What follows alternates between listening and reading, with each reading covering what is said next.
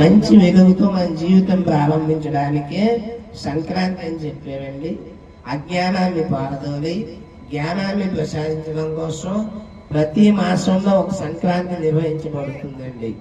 అంటే మేషరాశిలో సూర్యుడు ప్రవేశించిందనుకోండి, మేష సంక్రాంతి అంటే అలాగా మకర రాశిలో సూర్యుడు ప్రవేశిస్తున్నాడు కాబట్టి దీన్ని మకర సంక్రమణం లేకపోతే మకర సంక్రాంతి అన్నారు.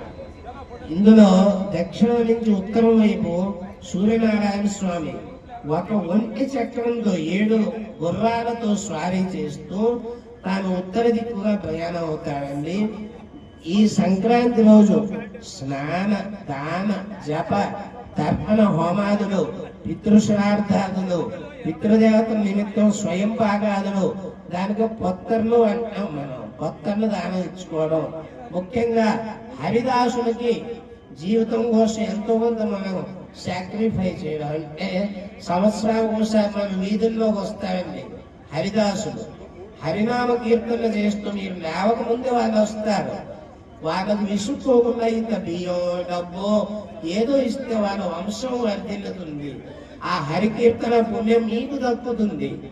అందుకు ఈ సంక్రాంతి ఒకరు భోంచేసేది కాదు, అందరికీ పంచి మనం కూడా తినేది. బంధువులతో మిత్రులతో అందరితో కలిసి చేసే పండగ హిందువులకి పెద్ద పండగ సంక్రాంతి.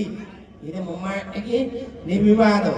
ఈ సంక్రాంతి పర్వంలో అక్క చెల్లెళ్ళని లేక తమ్ముళ్ళని అందరినీ ఆహ్వానం చేయాలి.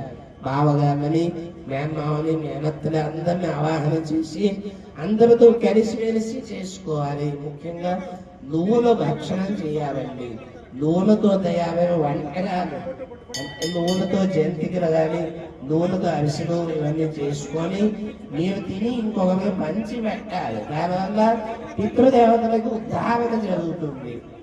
చాలా మంది ఉత్తర భారతీయులు ఈ సంక్రాంతి రోజు పిండ ప్రదానాలు, నది స్నానాలు చేస్తారండి. కనీసం నది స్నానం చేయకపోయినా మనం బోరింగ్ దగ్గరైనా లేక నుయ్యి దగ్గరైనా స్నానం చేయాలి. అది కూడా భోగి మంట దగ్గర వెచ్చబెట్టకుండా నీరు తీసుకెళ్ళి స్నానం చేయాలి. ఇలాగ సంక్రాంతి చేసి మీరంతా తరింతురుగాక. స్వస్తి.